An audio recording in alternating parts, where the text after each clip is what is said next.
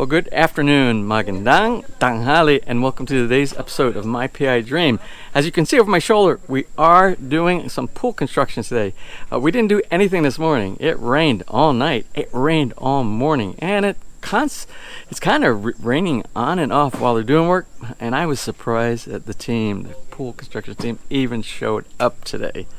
But that says a lot about the integrity of the team. Again, we're only into day 2, so that is our appraisal as of today. We'll see how things go along. So we're going to go ahead and get started with today's episode. Something I am changing. I had the time-lapse videography connected to the pole right here on the umbrella that's on the lanai on the back porch. After reviewing yesterday's footage, I kind of saw it was kind of moving, bouncing around because of the wind blowing on the umbrella, and I said, oh, that's not very professional. So we changed. We have another vantage point. We are going to go upstairs, and we are going to connect to the frame of our window on our master bedroom, which overlooks the swimming pool. Should be a beautiful view to wake up to in the morning, especially if the waterfall is coming down. But that's where we're going to start doing from here on out, which is only day 2, which means that we got plenty of time to get some really good video for start of the project to the end. Well, that's enough talking this morning. Let's go ahead. This morning, it's afternoon. Well, that's enough for the intro. So let's go ahead and get today started. Now, without further delay, let's get today's video underway.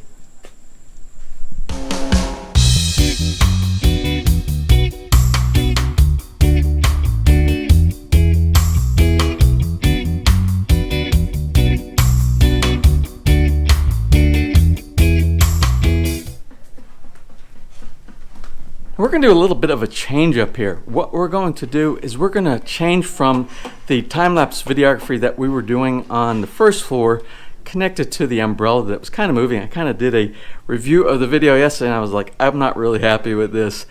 So we're going to connect to the window up on the second floor, and it will actually give you a view of what we see from our bedroom window here when we look out here. And the what we'll connect to, which is going to be the window frame, will be stable, and it won't be moving around with the wind like I noticed from yesterday.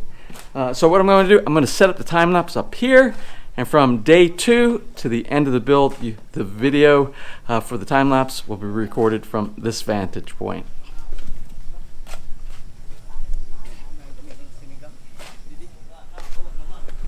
So something I want to briefly mention that's really important, and if you're planning on doing a pool project, what I want to talk about is when you discuss details with your contractor, some of the things that you need to make sure there is a thorough understanding.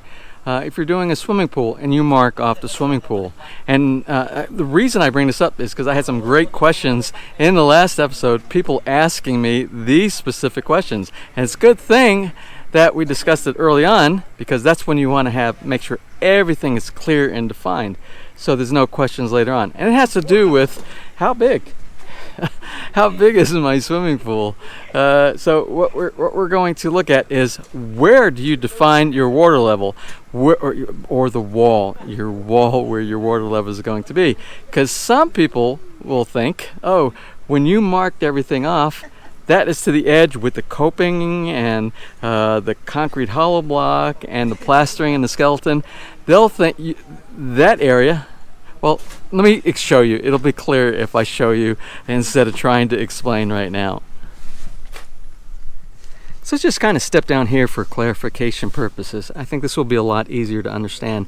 Now, when you draw out your pool, you're drawing out in your mind, in most people's mind, for me it seems this way, when you say this is how far I want my pool to go, because this is how much water I want the water to come up right to here. But your contractor might think that this is where you want the wall or the support or the coping to start, and then somewhere inside here is the water. Well, if you do that, you lose at least 6 inches of swimming pool on one side. You have 2 sides of a pool. You've lost a foot, 12 inches of space inside your pool. So what you want to make sure when you're talking with them, when you define this border right here, is this the border of the inside or the outside of the pool? So for us, it's actually where the water level goes. So underneath right here will be the actual skeleton of the swimming pool plus the concrete hollow block formwork behind it. So that's what you want to make sure that you have a clear understanding. Now, we work so hard to define the pads. This is the 5-inch pad. We have the 10-inch pad over there. Then we have the 4-foot and 5-foot section over there.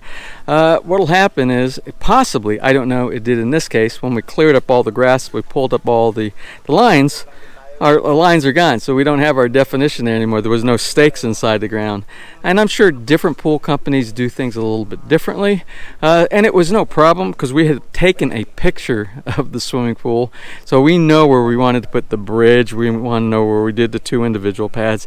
So, but if you are not around to see that, you really need somebody to represent you and knows how you want your pool done. This line like we have right here, this one here and that one, might not be the way you originally had it if they pulled up the string. So I was here with the contractor, and we redefined again the original definition of the design. And this is pretty much, if you look at our original, if you look at yesterday's episode, that's where the lines were. Now, I told you we got a lot of rain last night and this morning, so that's what we have right now. It doesn't seem to be stopping these guys. These guys are doing a great job getting the muddy stuff. It's actually not too muddy. It seems like it's coming up pretty good. I think underneath here is probably pretty wet. Hopefully we have some dry days this week, that this will continue to seep down. We have good drainage here, so hopefully that will drain fine and we'll continue going down, which brings up another point that I wanted to talk about. Now, thanks to one of our subscribers who made a comment, and what I assumed was the way things work, I approached the contractor, and it has to do with water level depth. One of the subscribers said something about, now when you say 5 foot, is that 5 foot water level or 5 foot from the bottom of the finished pool to the top of the pool, which may be the coping or something like that? Well, if you did that, you would really lose about 6 inches. 6 inches or more, because I think we're going to go about 4 inches above the top, plus below you're going to lose I don't know how many inches from where your skimmers are inside your swimming pool. So I confirmed just to make sure, and it's the normal standard practice. When you say it's a 5 foot pool, 5 foot deep section of the pool, it's 5 foot of water, which means they're going to have to go down deeper than 5 foot on the dig to get a finished area for the floor and to where the water level would normally be, so that you have 5 foot of water. So we're clear on that. Now, one great thing about having a vlog where everybody can contribute is you kind of have a lot of experts out there, and you don't have to reinvent the wheel. And that's kind of what this channel is all about. It's a DIY channel. Even though I share with you things that I've learned in the past, but also if I don't know something and you have it, I share that as well. So one of our subscribers wrote in about his own pool and recommendation. Well, I had a lot of people. I had people showing me pictures of their own pools as well, their backyard pools. And I gotta tell you, we have a lot of folks out there in our community here that have some really nice setups inside their backyard, and thank you for sharing that with me. So the question one of the subscribers said, comparing to his swimming pool, had to do with the skimmers in the pool, and they were asking how many skimmers did we have planned for our swimming pool. Well, this really isn't that big of a swimming pool, and he sent me a picture of his swimming pool, and his swimming pool was probably 5 times the size of our swimming pool right here.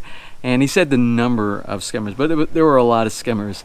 So I asked, and it was inside our billing statement or our contract. It was inside our contract from the pool company here. And but I forgot what it was, and I asked him again, what do we have on skimmers? Because I just got done reading the email that I received from one of you. And he said, oh, we have 1 skimmer inside there. Well, I got to thinking, 1 skimmer, I don't think that's enough, because I have 1 skimmer that I installed on our pond build back in the US. If you've followed along with us even on our US video playlist that we have as well. So I said, let's go ahead and do this. If you can, I would like to have 2 skimmers put in, 1 on each opposite end, because the main reason being is we have basically 2 functional areas, and it's really defined on both sides of the bridge. The deep section on the bridge, which I call deep, but it's the deepest section, which is a 5 foot section, and behind it, it has a couple of trees that will probably shedding some of the foliage, and one of them is bamboo, and they'll be dropping a lot of the small bamboo. So we'll put a skimmer over in that particular area, and there will be a skimmer also on the opposite side of the bridge in the 4-foot section. I think that would be enough to cover both ends because the center of the bridge kind of moves in a little bit. It's like a figure 8 almost, if you think of it in your mind. It's very skinny in the center. So I wanted to be able to do that on both sides. But the original proposal that the contractor sent to me only had one. I think we're good with 2 on that. Also, you have to think about how much water flow, basically they call them returns, how much water flow is going back into the pool.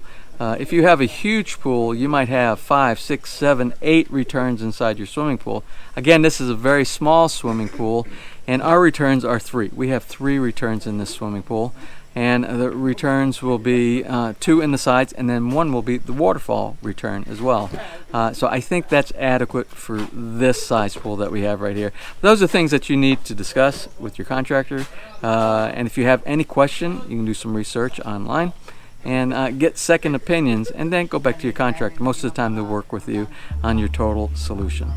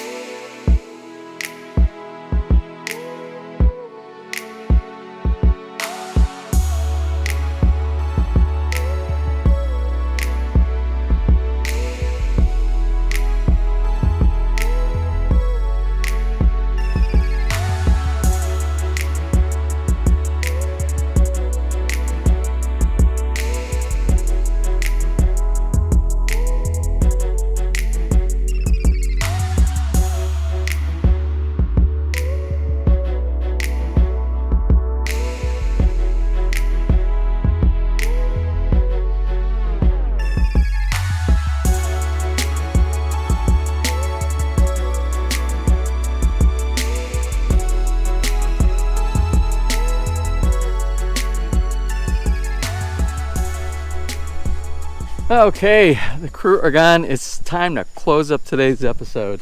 Lots of work done with only just a half a day worth of work done. These guys are on top of it. I gotta admit, I was really skeptical that they were even going to come out today because it rained all day. Heavy in the morning and in the afternoon, like it is right now. It's drizzling right now, but it's been all day between a drizzle and a light rain. And I asked the foreman, and the foreman was saying to me that because of the nature of their business doing the swimming pools, they're used to working outdoors in rainy season, doing this kind, and they don't really stop unless it's really heavy. Well, let's go ahead and look down inside the swimming pool.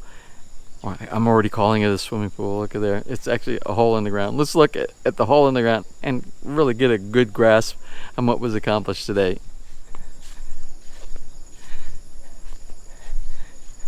Well, I think from yesterday to today, if you look at yesterday's video, we were up, I think, right about this area, right around here. They got the second half done in a half a day. It's pretty good. They got that much done in a half a day.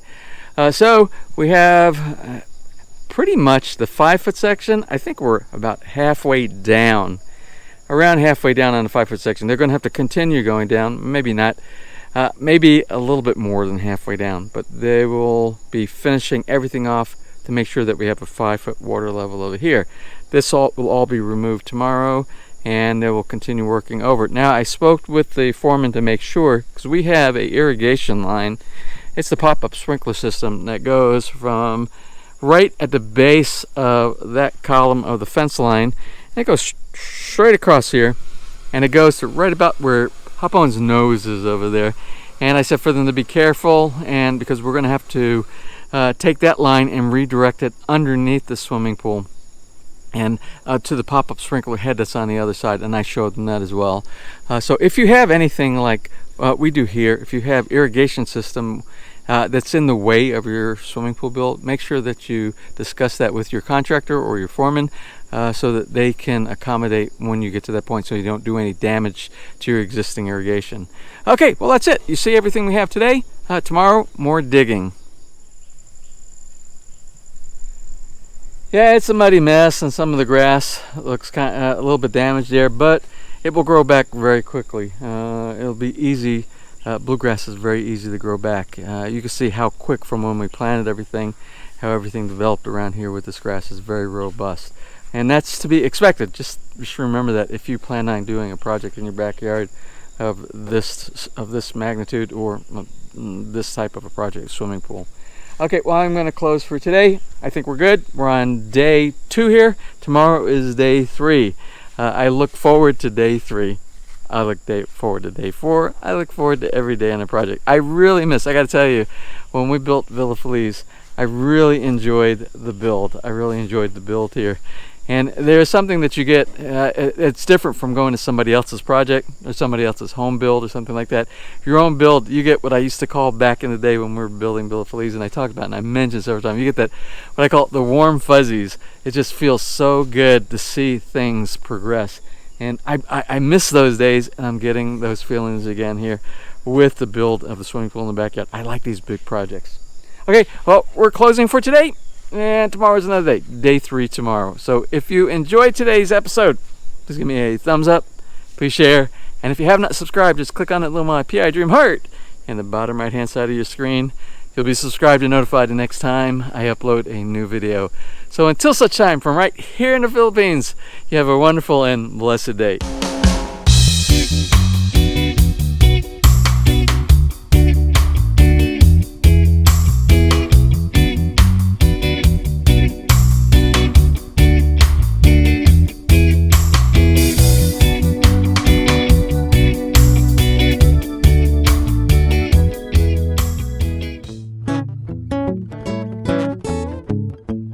If you enjoyed today's episode and you would like to see more just like these, just click on one of the helpful links over to your right and you might be able to pick up on some good information on DIY projects, how to, or if you are interested in moving to the Philippines and building, you'll find answers there as well.